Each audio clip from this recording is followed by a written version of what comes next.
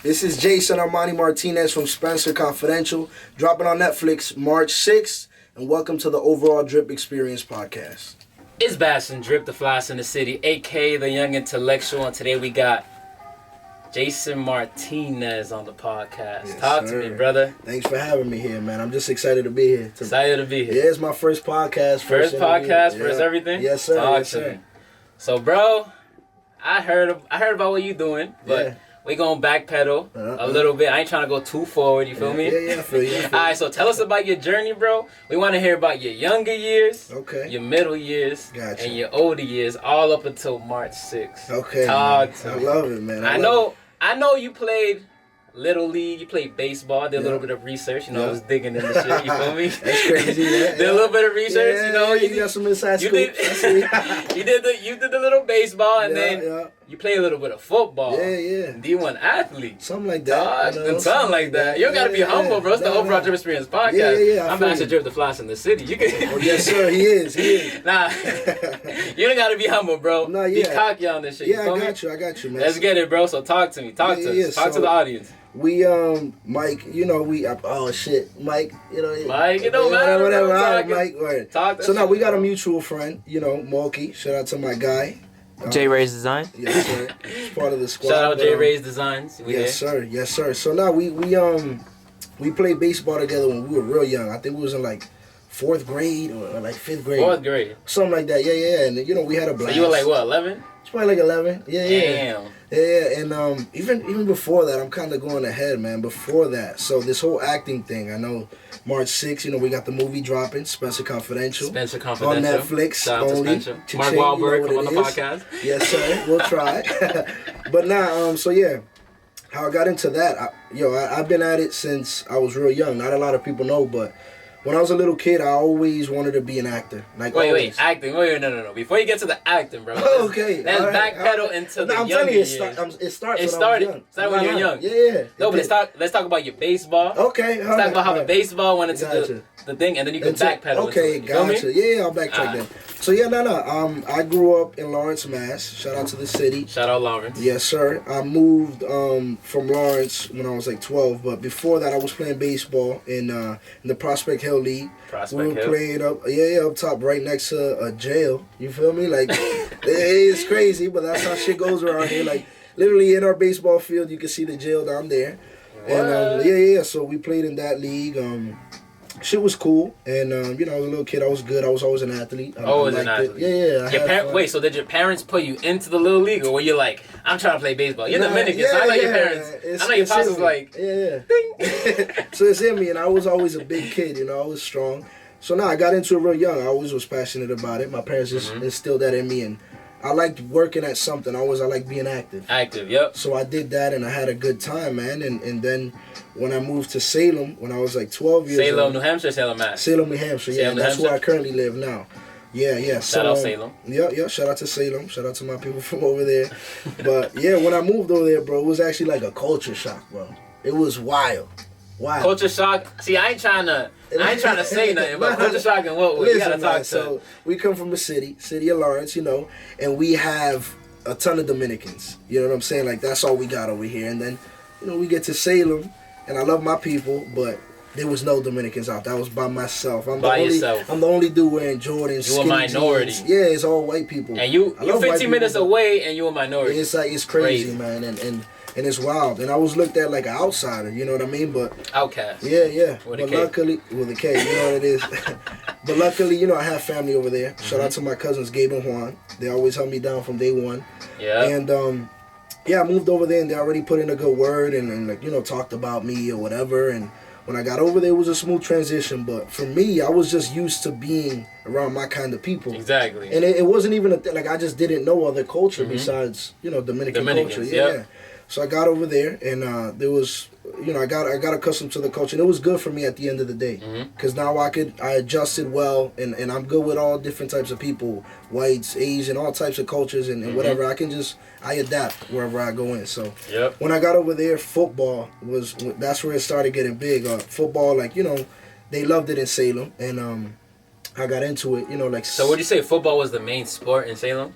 Yeah, I would say in that group, in that age group. In middle school, everyone, if you play football, you were cool. You were cool if you played football. You were the man. Wow, yeah. Over here, bro, middle school, if you played basketball, okay, you were the shit. Because we didn't have a football team. Oh shit, yeah. We did not have it because I went to the Frost, so we had no football team, bro. So what did you do growing up? Were you like because I know what did you play baseball or you go straight into the basketball? I did basketball. My parents, I'm Haitian, bro, so everything, so like it's a little different from Dominican. So like everything you do, you have to want to do it, and they're gonna bring you if they want to bring you. You feel me? I know Dominican is more like you hitting bottle caps in DR, like when you're like 3, right? Yeah, when you're a baby. You come out the womb, they throw like a bottle cap at your forehead. Yeah, you hitting it. Yeah, for real. But not Haitians, bro. If you don't mention the sport, you don't mention anything, bro, you ain't doing nothing, bro. Wow. You're gonna be in your crib, bro, looking at the wall. Wow, man. You a first generation kid. You ain't doing nothing, bro. Damn. So I had to force my pops, force my moms. I was like, yo, I'm tired, bro. Wow. I'm tired of being in this crib. Wow. You didn't even buy me a Nintendo. That's crazy. You didn't do nothing. I'm 23 years old, bro. They didn't give me nothing, bro. Wow. You feel me? Damn, so I was like, let me get to the boys club because that's where I was at primarily. Like, I went to the boys club, so that was like my getaway from home. Word. So whatever. And then I went to the boys club and I was like, yo, there's a basketball team, blah, blah, blah. Sign me up, whatever. I paid $30 a year, which is a freaking steal. Yeah, bro, that's cheap as hell. And then that's basically what we did, bro. And then I started playing ball from there. Good, man. But I wasn't a D1 athlete, you feel me? No. Something like that, you know. Something like that. Look at this man being humble. It's the Overall Drip Experience podcast. You know what it is. You know what it is. But, so I started playing football over there. I fell in love with it. And, I just kept grinding. I wasn't even At what age, though? At what age? I was like... I played when I was younger in Lawrence, but I never took it serious. I quit. The Hurricanes. Yeah, no, I played for the Hurricanes and for the Marlins. So I played for both organizations. Shout out to both. And then come on the podcast, whoever owns that CEO shit. Thanks. But so I played on both, and then when I got to Salem, I was whack. I was alright. Like I was just fast as hell. So they give me the ball, I run. That's it. You just ran running back shit. Yeah, for real. And then facts, bro. And it was just a thing. Like there was a lot of good running backs from Salem High. So growing up, and then when I got to high school, I saw, it was the Brown boys that were the running backs. It was my boy Max, who's Haitian too. Oh, shout out to the Zoe. Yeah, and my dad's grandfather is actually Haitian. So yeah. Oh, so you was old too. Yeah. Somewhat, you know what I mean? I don't know the culture too well, but so I got there, he was good, and then my boy Jerickson was after him, and then Jerickson, he actually came to, he grew up in Lawrence from what I he did. Yeah. He grew up in Lawrence before he moved to Salem. It was like the same boat, same situation. So I followed their footsteps. I worked my ass off. I was skinny as shit. How old are you here though? This is me, freshman year. I'm like 13, 14. So you're about to become a freshman. Yes, I'm about to. So you're like 8th grade coming into freshman year. I work really hard. I get more athletic. I go and I play freshman ball. Which is whatever. And I had a good season, but nothing crazy. And my coach was like, "Yo, if you want to be good and you want to be like these guys, you got to work hard.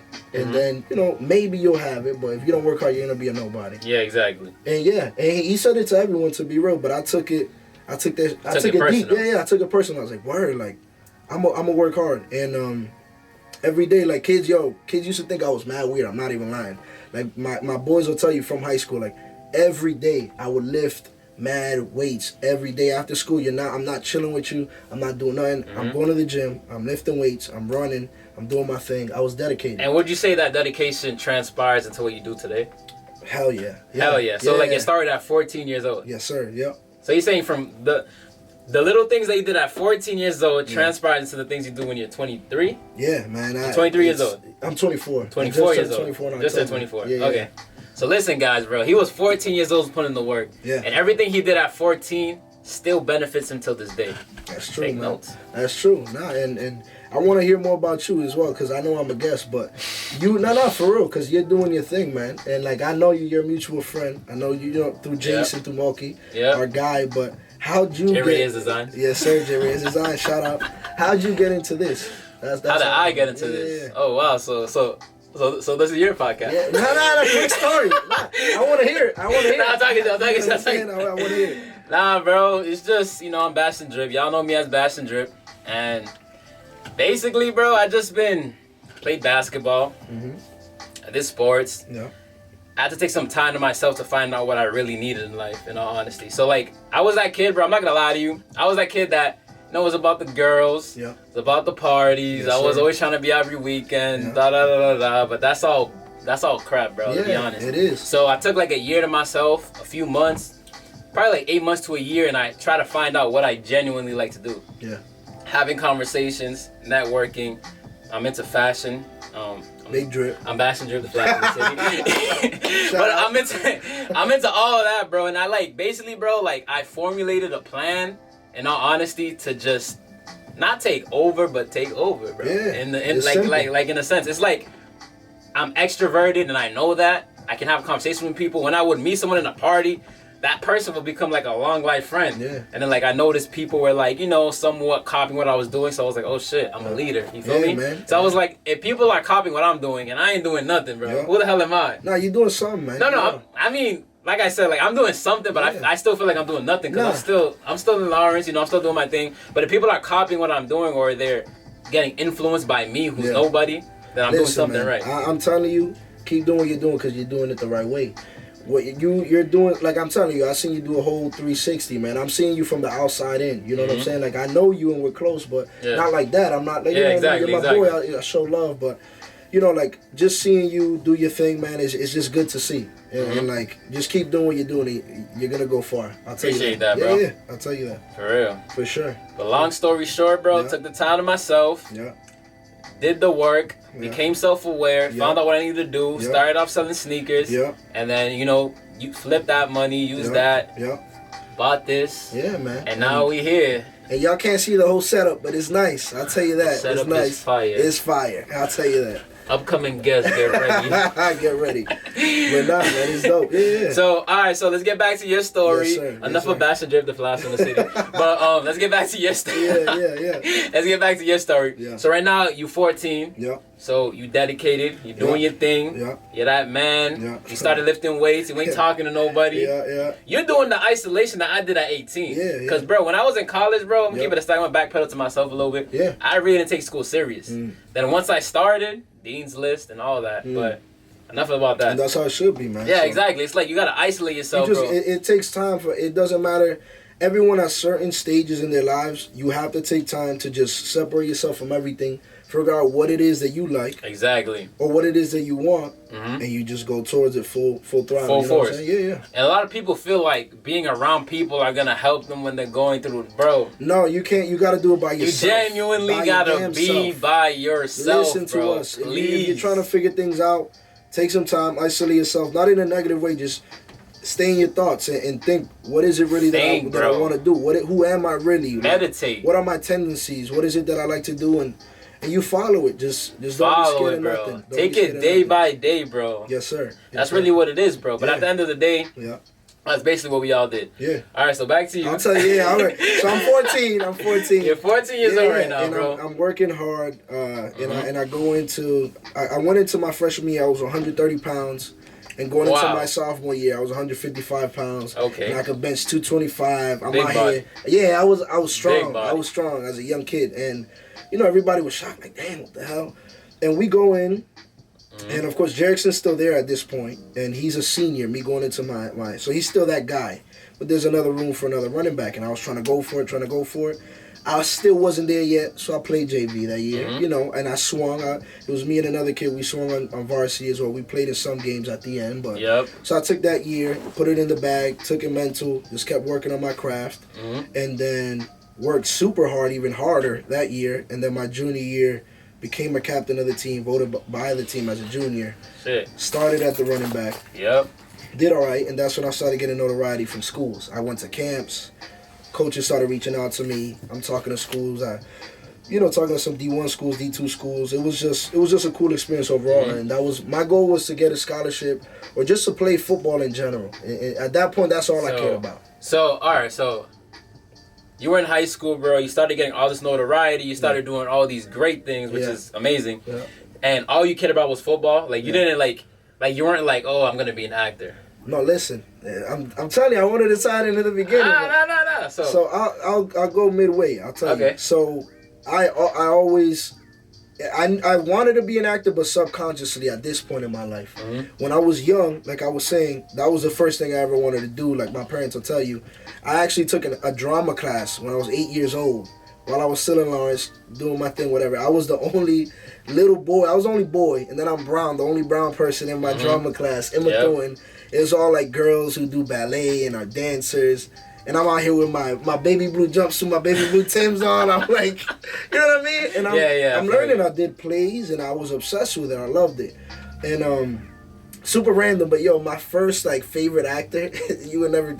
Chris Tucker. He was a dude that I was like, yo, I want to be like him. He's funny.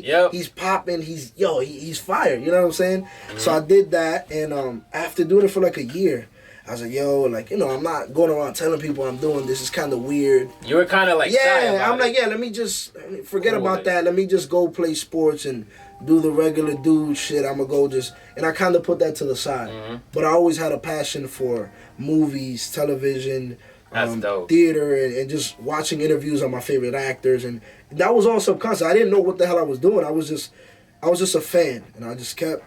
And I loved it. And I felt something every time I see a movie. I just, certain stories, certain films, certain performances, I just connected to it. Mm-hmm. So, going through high school, I'm kind of blinded by the football thing. Long story short, I get a few scholarship offers to D2 schools and partials to some D1 schools. Mm-hmm. But I get a preferred walk-on spot to my dream school. I loved UNH. Mm-hmm.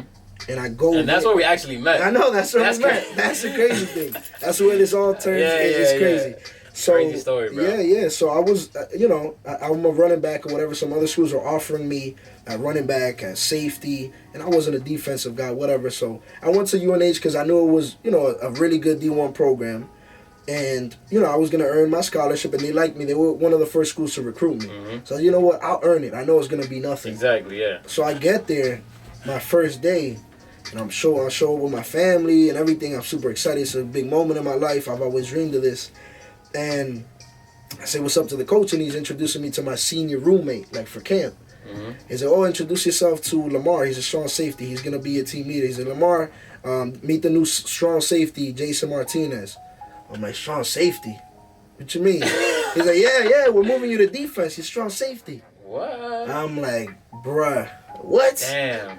I'm like, yo, I could have went to another school, played for scholarship. Exactly, yeah. But it's whatever. I'm the type of dude, I work hard. Whatever situation I'm in, I'm going to get through it. So exactly. I stayed shut, did my thing, grinded. That was the toughest, 2 years of my life playing, because I played for 2 years at UNH.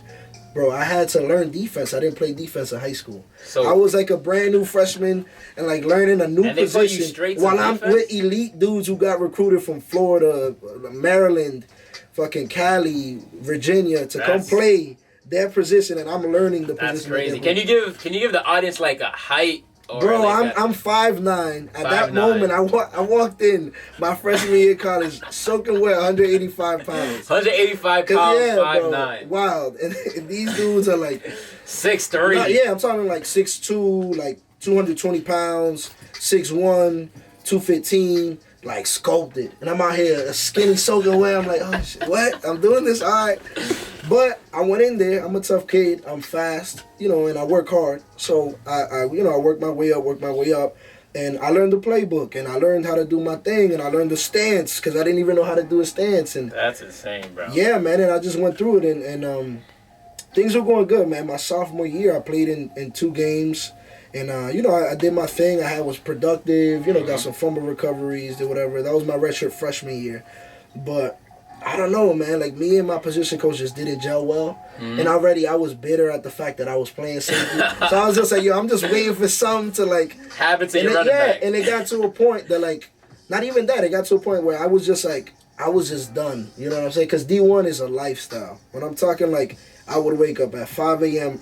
Not even. I would be at the facility to work out. At 5 a.m. We're doing conditioning. Mm-hmm. Then after that, you do a lift. Then after that, you got to go report to breakfast at 7 o'clock. Report to breakfast? Report. You got to write your name in. And it has to be before time. After that, go to class, go to film, go to class, go to film, go to practice. After, you get out, you watch film again. Bruh, it was crazy. So it was just a lot. And at that point, I was burnt out. I lost some passion for the game. And and I was actually, I went up to my coach. I told him I'm done, whatever. He asked me to move to the position. I was like, at this point, You're just gonna put me because you feel bad. Yeah, exactly. Yeah. So you didn't feel like you earned it, basically. Yeah, I didn't feel like I earned it. So I was gonna transfer to a Division II school, St. Anselm College, who recruited me in high school, and they really loved me, and they were excited. They were gonna give me scholarship money. I applied. I got in. And a few weeks before I actually signed everything to officially transfer, the head coach gets fired. What? And then a new head coach comes in, hits me up. Hey, I heard you're a great player. I didn't recruit you. I have no idea who you are. If you come here, you're going to have to earn your money. I was like, nah, I've been there before, man. I'm good. And I'm done with football. Yeah. You know what I mean? So that's where your football career was. That's where I was done my sophomore year. And that was a point in my life, man, where I had a long relationship from high school. It ended there. I just stopped playing football. I was just confused, man. So let's transition into the acting. So all right, so this is where it gets. That's where it gets. Yeah, I'm right at the perfect time, bro. So at this point, I'm super confused. Don't know what to do, and I'm trying to. This is that moment where I actually was trying to find myself. The moment you went through, you said when I was like 18. Yeah. So I knew who I was. I knew I worked hard. I knew I was accountable. I knew I was a good person. And I was like, yo, what do I do? I just been defined by football. What the hell do I do? And I'm thinking. That's when your subconscious kicked in. Yeah, and I'm thinking, while I'm thinking all this, I'm watching my artsy films, my art house films, and watching these interviews and reading reviews and everything. And I'm like, yo, I'm clearly super passionate about this. The craziest thing, bro, is we see it right in front of us. We know what we do. Yeah, right. But it takes so much. Smack you in the face. It has to life has to smack you for you to realize it sometimes. And then at that point, this is mad random, but the new Star Wars was dropping. Yeah. And I seen John Boyega, young black dude, the face of a franchise, doing this. I'm like, yo, this dude look hella average. He's talented. Yeah. Like, bro, I could be in movies. Exactly. What is this? You know what I'm saying? And I always was passionate about it. I knew it. Whatever. So at that point, I went full out. I need to leave. I need to leave UNH right now. I need to just get away from everything. My ex at the time was going to school. It was just weird. It was just I was in a weird position. So one day a lady walked into my class. She's like, oh, by the way, this is for a London program to study abroad, yada, yada, yada. No one's paying attention. I'm like, oh, shit, London. That sounds pretty fire right now. Nah, it does sound fire. Bro, so I'm like, you know what? I raised my hand. She gave me a little pamphlet. I filled it out. Whatever, my boy's like, you ain't going. You're going to London. You're going by yourself. You with all of us always. Yeah, we always with you. Yeah. Whatever. And I was like, yo, I'm doing it. So I went. I saw that they had an acting program over there. I'm doing it. Dope. I'm doing it. So hold on. So whoa, let's pause it up there, buddy. So, what's up, Mr. G? What up? Flash in the city. What's good, man? What up? But anyways, So the teacher had a slip. Yeah. And you filled out the slip. You're like, fuck it, I'm going to London. Only one in my class. I had 75 people. So 1 out of 75. Yeah. Check the percentage on that. Nah, but so 1 out of 75, bro. You're like, and then you peep. Your subconscious kicked in right there and was like, bro, there's an acting program. Yes, sir. Over in London. Yeah. That's crazy. Continue. I just need to tell the audience that in case they didn't catch it, bro. You have to get that 2 times, bro. It was wild. Shout out Casanova. Shout out Casanova. But so I went to London, man. So I was going into that was my junior year. So I did all that my sophomore year, figured everything, I signed up, and then I went my junior year. I studied abroad. When I went, it was the best time of my life, bro. It was the best time of your life. I go over there. This place looks like Hogwarts, bro. It's like some Harry Potter. I was actually in London last summer, but continue. Shout out, bro. Best city in the world. Bro, best city in the world. It goes crazy. Yeah, man. So I was living in central London, bro, in the Queen's Park, Regent's Park. Dope. So I'm living in a bougie area, basically Times Square. Bro, you're rich. Uptown. No, it was through school. I paid the same. No, but you looking like you're rich, bro. Nah, man. If you in that area, bro. Bro, it was wild, yeah. If you're in that area, you have to be bougie. I'm chilling with, and this is a little sidetrack, but bro, I was chilling with, trust fund babies. Dudes that show me their account, 14 mil, 10 mil. What? Not even lying. Them trading stocks dumping 50,000 here, bringing it up. I'm like, yo. You didn't even tell me this off the camera. I'm sorry. You gotta give me that contact information. Even $700 dinners every night for free. I'm telling them, I'm damn. I'm not gonna go. I'm a humble dude. I'm like, yo, I don't have the money to do that. I'm not even trying to do. They're like, yo, let's go. We got a table after. We're gonna Bro, They in your acting program or they just... Nah, it was just in the school. I met a whole bunch of people from Dubai, Spain, Italy, everywhere, whatever. That's another story. That's for another day. For another day. Yeah. But, so I started doing the acting there. And I feel like an asshole because I forget my professor's name. But she was awesome, man. And, like, I would just have fun. It was a lot of improv. So that's like you just acting on the fly. She gives you, you're a priest, you're an alien, you guys are in a parachute, and you just going with if something's going on, go. And you just boom, you go. And it was funny, it was fun, it was cool. I liked it. And whatever, we did plays, we did scenes through plays. I enjoyed it. I felt like I did well, got good reception. And at the end of the class, the teacher gives you an evaluation. And she's like, Jason, there's something in you. And I was like, okay, word, like, what's up? Like, I mean, I'm interested in it, but, like, this is my first class. You feel like not to gas me. Yeah, whatever, what's up? And she's like, no, honestly, like, have you considered acting before? Is this something that you're interested in? And I was like, yeah, actually it is. Like, like, I don't say it to people, but I was interested in your program and coming here and, learning a little bit. It's like, wow, like, there's something, like, about you, you have, like, she said, your personality just goes with every character you do. It's just like, it's like yourself, but you're something else. Like, so you just have a natural energy. You should definitely look into when you go back. And I was like, word, that was a crazy compliment. And like, it was amazing. I just felt, I was like, wow, you don't have to, like, exactly. Don't worry. She said, no, you could do something. I was like, all right, yeah. So I reached out that summer coming back, because I got home in the summer going into my senior year. I reached out to my theater program at UNH. Yep. Shout out to all my people over there.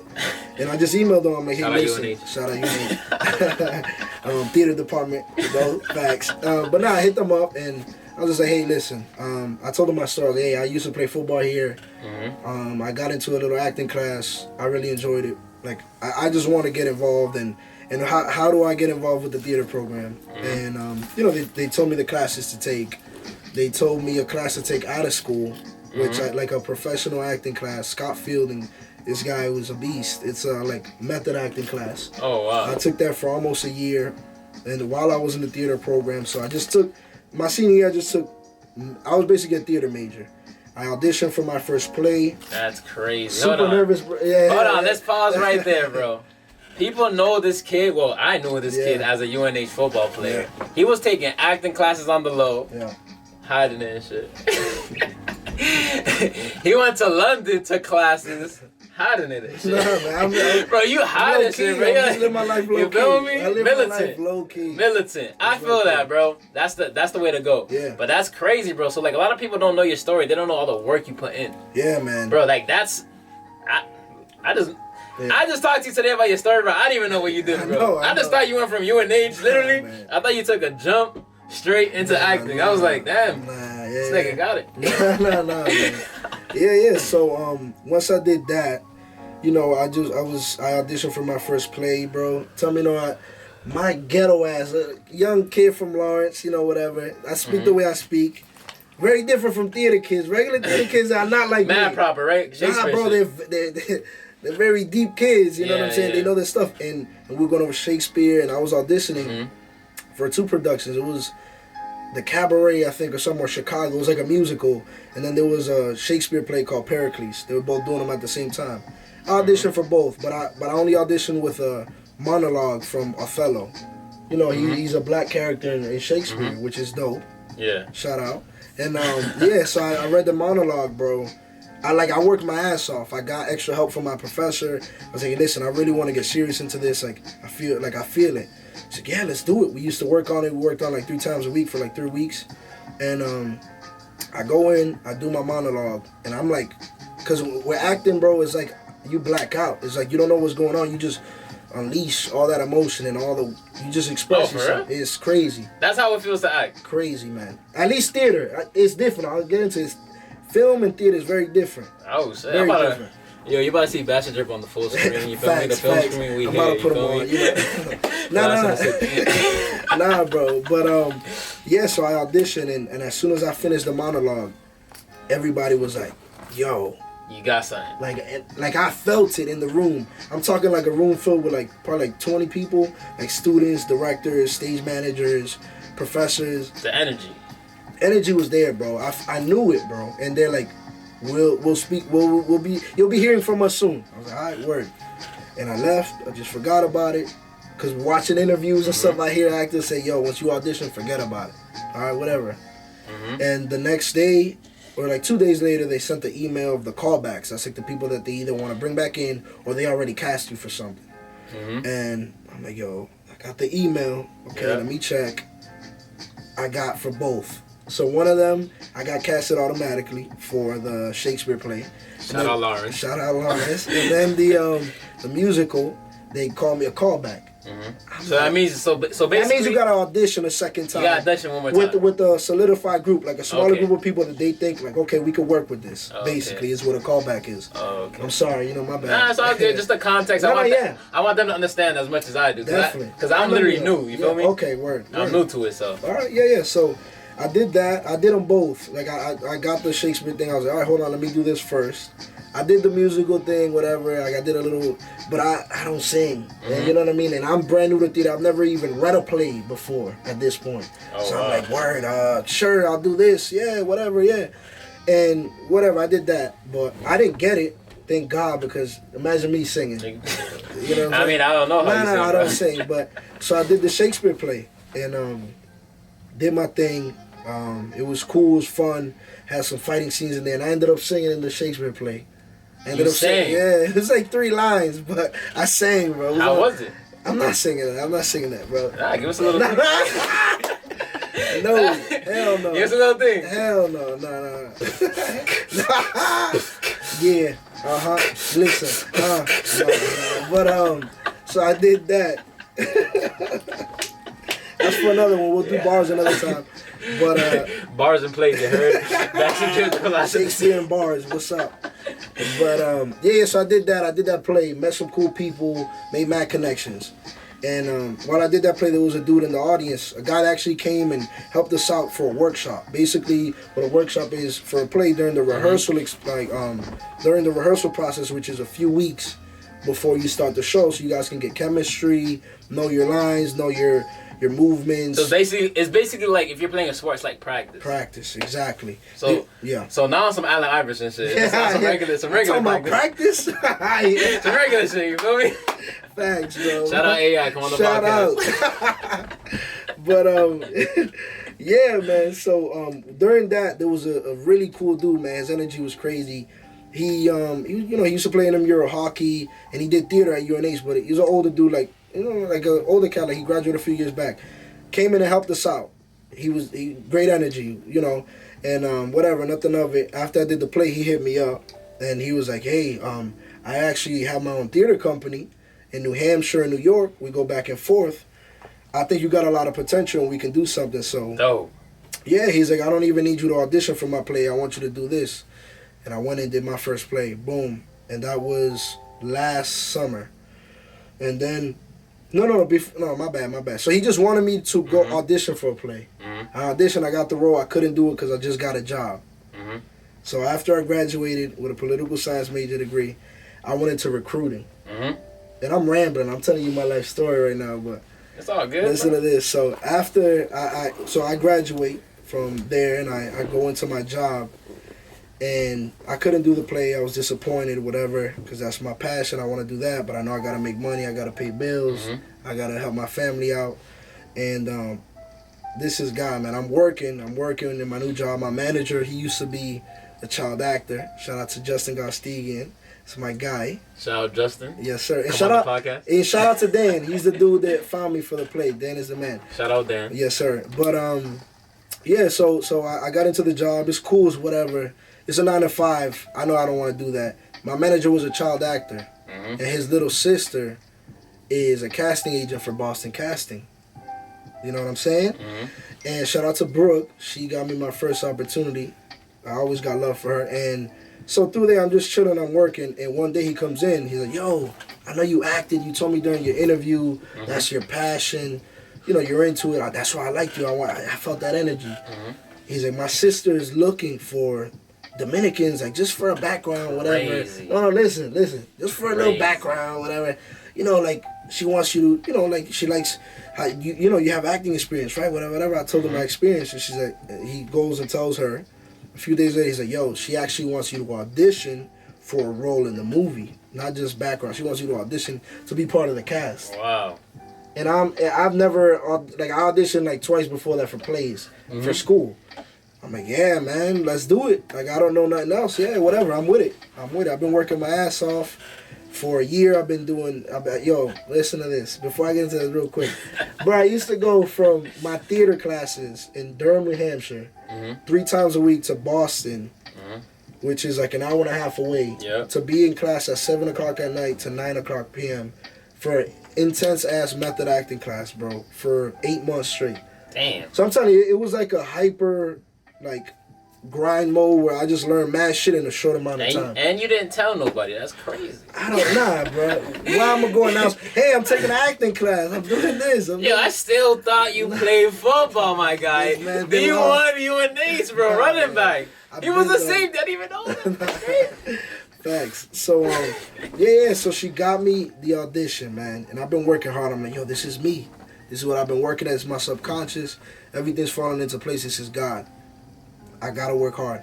So I read the lines. I did everything. Boom, boom, boom. Studied them. And it was a role, which we'll get into. I'll talk about the movie, give you guys a plot and everything a little bit. But it was a role that I knew how to act, like, you know what I mean? Like, so. You were comfortable. I felt good. You were in your element. I felt good. So I went in, and I go in to shake the casting director's hand, bro.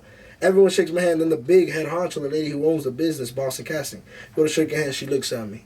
And she looks down, types on her computer.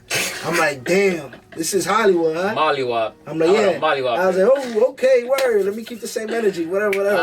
Whatever. Introduce myself, and I start talking. Boom, boom, boom. She looks up. What? Can you do that again? I'm like, yeah, I'll do it. Boom, boom, boom. Okay, now say this after that. Boom, boom, I'm doing. Wow, okay, yeah. Yeah, great job. We'll call you back. And I'm walking out, and everyone's like, yeah, whatever. And I leave. I call my boy Justin, who his sister got me the audition. Yeah. I'm like, yo, my guy, I'm telling you, I got the part. I'm telling you, bro. Nobody's gonna tell me I got this part. Like an hour later, bro, he sends me a screenshot. His sister texts him, oh my God, this kid just killed it. Like, this lady is raving about him. Like, I don't know what he did. I'm gonna go watch the tape, but he killed it. Bro, crazy. A few weeks later, I'm hearing some news. Oh, Jason, yo, you're like a few people, they're bringing it down to like 9 people. You're in that top. You're number 1 in the 9. Okay, cool. I brought it down to 4. Yo, you're number 1 in the 4. Yo, next week she's presenting it to the director, who she wants as that guy. Alright, word. Like, just let me know. Keep me posted. I'm fucking mad nervous, bro. I'm working a 9 to 5 that I know I hated it. I don't work there anymore. So ain't nobody like a 9 to 5. Like, bro, hated it, man. And I'm like, yo, please, God, please. And then, like, bro, he was acting mad weird one day. We were all together, like, working, like, on the road doing meetings and shit. And we're out to lunch. And he's looking at me, I'm like, bro, what? He's looking at me like with a weird smile. He's like, I'm like, yo, what? What do you what? Child molested. No, I'm joking. Nah, chill. No, but you fucked up. But now, bro, he looks at me and says, yo, bro, I wanted you to wait and get surprised, but you fucking got the part. Shit. I'm like, bruh. How'd that feel though? Crazy, bro. Crazy. Like, how'd your body feel? Best out of body experience, man. Best news I've ever gotten in my life, bro.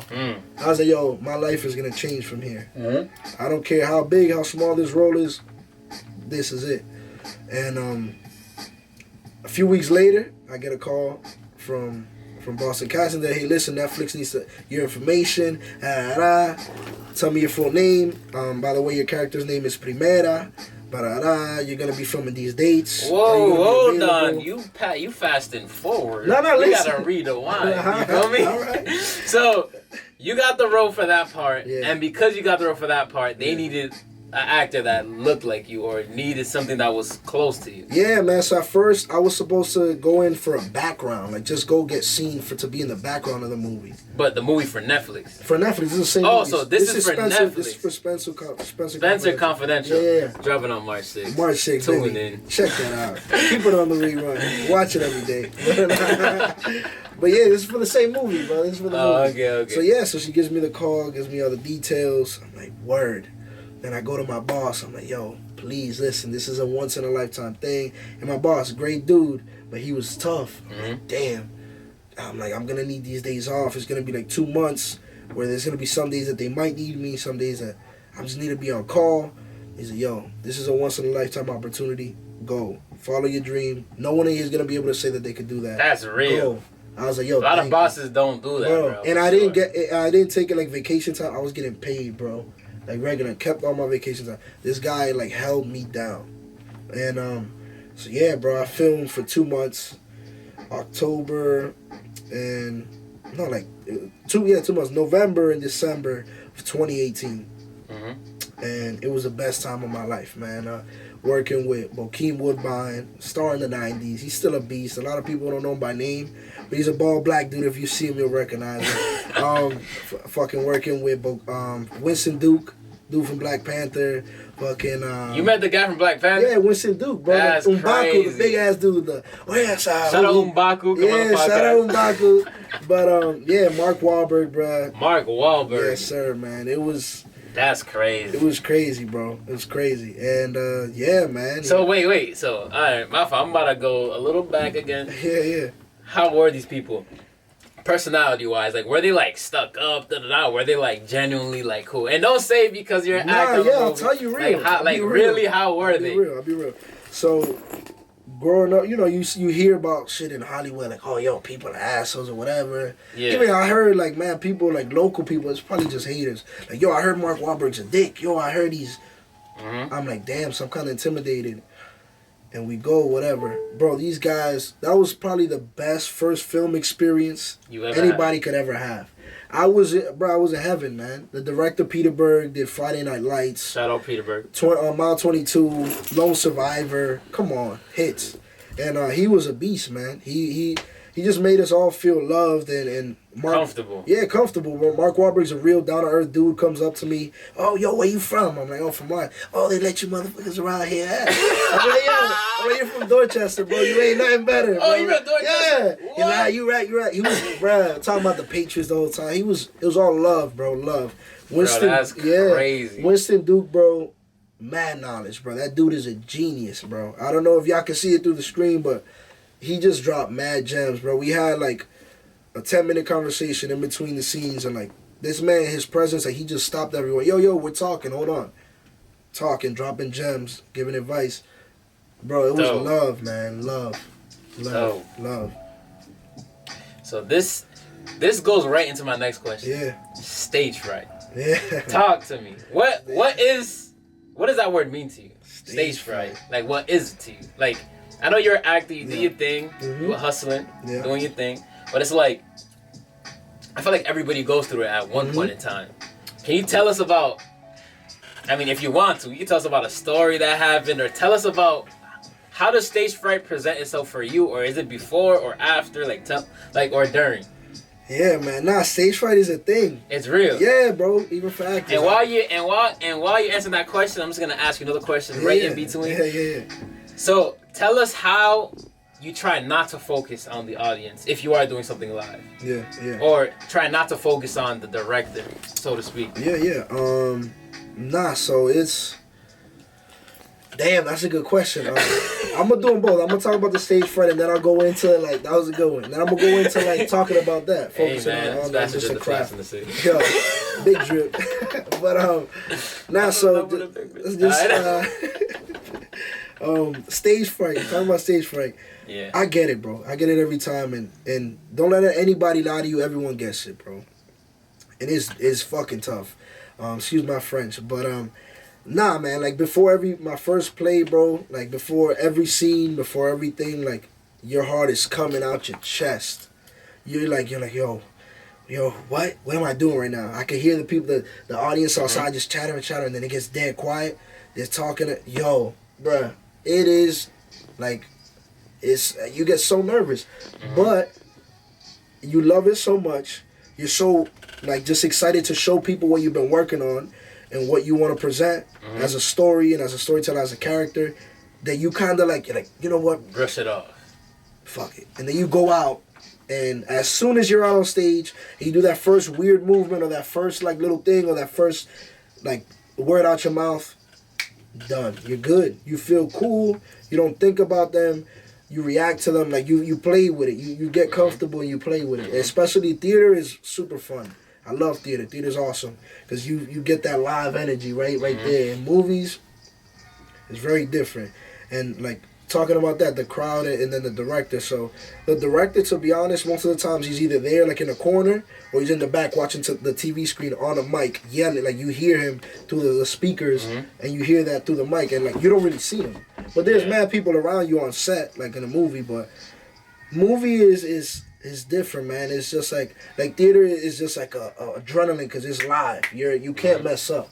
Or if you mess up, you just gotta play it off. Play it off like you did. Just keep going. Yeah. And but you know, movies you got you can mess up because they can say cut, action, start over, whatever.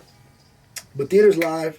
And but movies is tough in a different way. It's just more of like a job, more of like pick up your lunch pail, go to work, like 16-hour days every day. I filmed for 2 months. I filmed 20 days in total. Damn. And it's like, yo, I'm going in. Call time is 5 a.m.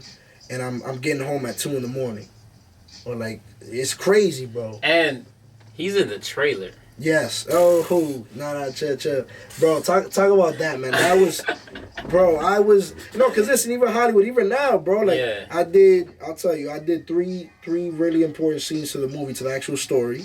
My character's in it, and I have 3 one-liners. You know, it's my first role. It's small, but it's important. Of course. Yeah, and like, I know how Hollywood is, you know, like, you never know. I'm not even sure if my lines will make it. I know my scenes are in it, someone told me that. And, you know, but I don't know what's going to happen. You got to earn that shit. Yeah, so I'm going in just like everybody, so I'm just going to watch it. I'm just happy that I'm blessed. I got some screen time. I'm part of the cast. I'm doing my thing. But I lost track of, what were we talking about? My bad. So, run it back. What you did? We're talking about stage fright. That was the original question. And then we got into, what was it, bro? I mean, you're talking about all right. So you're talking about acting or whatever. Yeah. You're talking about your role. Oh, so okay, I got you. I'm back. I'm back on the train. You got me. So now, so movies. So what I was saying is that it's a different type of job. That's what it is. So it's more like, yo, you're filming out of those 16 hours. You're filming maybe in total an hour or an hour and a half of the whole day. Oh wow. Bro, a lot of times you're just sitting in your trailer. Sitting here, eating mad snacks so you can get whatever you want for free. Ask for it. Yo, let me get red M&Ms. Let me get bacon. Let me get broccoli. That's crazy. They get whatever. They bring you everything. Yeah. Shout out to craft services, yo. Really good. Only food? Anything, bro. They don't bring you women or nothing? Yo, come on. I got a girlfriend. Love my baby girl. Shout out to Maggie. But, yeah, you crazy. But nah, bro. Back on the acting tip. This kid, bro. Yo. Yeah. All right. No, they don't do that. Yo, shout out Maggie. Yeah, come on the shout podcast. Out to Maggie. Facts. I put you on already. But low key. Nah. Yo, man, this dude. But yeah, it's just a blessing, bro. You're just movies is like you're just chilling for a lot of time, and then you go and you film, and you go chill. Theater's live action, whatever, but it's a different type of adrenaline. To answer your question. Copy. Yeah. Bro, your journey, bro, your story is crazy. I mess with it. Excuse my French. I fuck with it. So this is a question I like to ask all my guests. Literally every single guest who's been on here, I like to ask it. Okay. And when I ask you this question, I want you to sit down for a second and think about it for a few. You feel me? All right, yeah. So the question is, what was your greatest failure? And when you think about this question, I'm not telling you what was your biggest L. I'm asking you, or I'm not asking you what was your biggest L, but I'm asking you, what was the biggest L that you learned from that you applied to yourself in this day and age? February 2020. So what was the biggest learning experience, so to speak, it's not your biggest failure. Feel me? Yeah. Okay. Yeah, I know it's a good question. That was a great question. This guy's good. Big drip. You know what it is. Flash in the city. Damn, that was good. So, the failure that I learned the most from. Damn, I don't know. I consider some things failures. Sometimes I don't. Fuck, that was good. All right, you got me. All right, I'm gonna say this. Nah, I guess the whole football thing. Like when I ended it and I went and studied abroad. Because before I studied abroad, like when I quit football, like I said, I had a long-term relationship that had just ended, and I just stopped playing football. So everything I've known since my early teenage years is gone, and now I'm just here, and I'm just like, yo, like what is going on? Like what do I do? Who am I? What do I like? Like this is like what the hell is my life? And you thought football was gonna be? I thought that's what. Yeah, my whole dream when I was a little kid. Yeah, I'm grinding because I want to go to the NFL, but obviously that's not everyone's path. And I recognized that when I was in college. I'm like, yo, a lot of these dudes are so much faster and stronger. I'm not. I know my limits. You know, I'm a realist at the same time as a dreamer. But it was just that and kind of going in that route and just figuring out what I wanted to do, my passion, and then I learned, and then I just took a leap of faith going abroad, and that was it, I guess. Yeah, and then I just found myself from there. And then So you consider your lessons from when you were playing football to be your greatest failure? Because without that, you wouldn't be where you are today in terms of acting. Yeah, because that's where, cause it was a success of the fact that it gave me responsibility. It made me work hard. It made me set goals and achieve them, work at them, get accountability, being able to fail and say, hey, that was me, I fucked up. Exactly. But let's learn from there. And that comes from self-awareness. 100%, bro. That's what I preach on this podcast every day. Please, guys, get self-aware. Listen to this man, for real. But that just pedals me into my next question. Yeah, and what is that, sir? The next question... Yep. Sebastian Drip is speaking. No, I'm talking. Sebastian Drip now, okay. But the next question is, what do you want to leave the audience with? What gems do you want to leave this audience with? So, based off your journey, you've been through a whole bunch of hiccups. You've been through a whole bunch of things. You're 23 years old. Like 24. 24. Yeah, sorry about that. 24 years old, like you stated, or whatever. Yeah. And you're on your way up, bro. You had your first role, whatever. Yeah. Major role, and you're on your way up. So what do you want to leave this audience with? People that want to become actors, people that were D1 football players, people that thought there was no hope. What do you want to leave the audience with to learn from your mistakes? I will leave the audience with follow your gut, follow your instinct, and stay true to yourself. Know yourself. First out, find out who you are. Self-awareness. Yeah, self-awareness, and then enjoy who you are. Love yourself. And then go out into the world and just move one step forward. If you have a dream, if you have a goal, whatever it is, whether it's to make money, to get promoted at your job, to become an actor, to become a photographer, whatever it is in life, you can have all the dreams in the world, but if you don't put action towards that goal and have that mindset that you're going to pursue it, that you're going to do it, it'll never happen. So start with your mind first. Say it out loud. Think it. Make it happen. Write it down. Actualize it. Then actually, take little steps. It may take you years, but take little steps. Form little habits, bro. Exactly. And if you believe it, and if you work slowly at it, eventually you could do whatever the hell you want. And that's everything I've done in my life, and everything I've experienced, failures, wins. I believed it before it happened. Good things and bad things. So it's all with your mental, and then you work at it. That's solid. Yeah.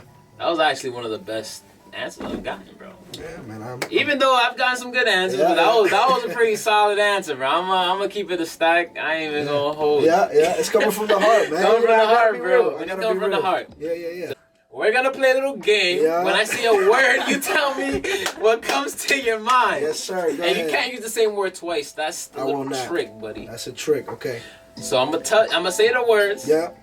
You feel me? You got the concept. I got you, bro. Let's go. We got this. Right. Perseverance. Important. Acting. Fucking amazing. Charity. Powerful. Netflix. Money.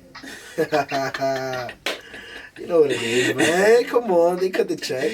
Podcast. Creative. Jason.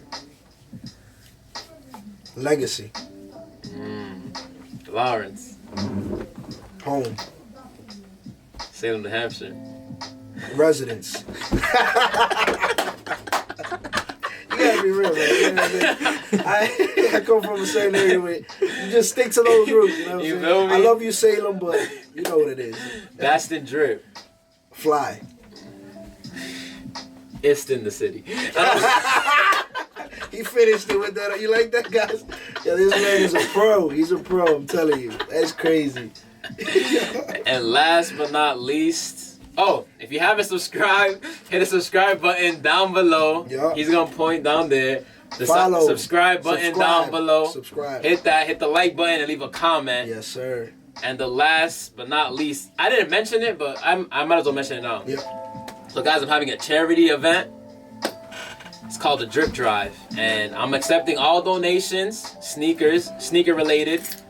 If you guys have any donations, send me a personal message, and I will put that on my table, and I will give it out to the homeless. All your donations are going straight to the homeless. It's all for a charity event. It's all for a good cause. So send me a personal DM. And I do have one question. The last word of the game is J. Reyes Designs.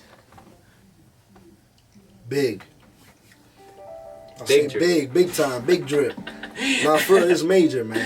Shout out to Jason, aka Moki, the bro, aka the cameraman, aka my brother. He linked us up. Nah, for real. Like, this man he's taking major steps. He's on the right way, man, and he's gonna be successful, and he's killing it. He has his own business, and shout out to him for taking the initiative to do that. So much love, for real. And the Overall Drip Experience podcast. Fuego.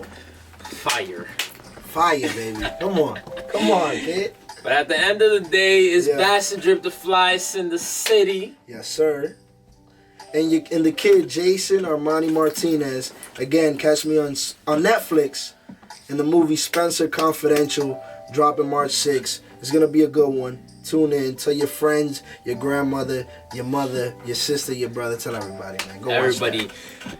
Not only that, bro, Mark Wahlberg's in it. The guy from Black Panther is in it. Winston Duke. Respect his name, man. Winston Duke. Winston Duke. Winston Duke, man. Winston Duke is in it. And Post Malone. We didn't even say Post Malone is in it, too, man. Post Malone is in it. I got a son. I don't know what that was. This is a mother. Yo. Hi, yo. Peace. Peace.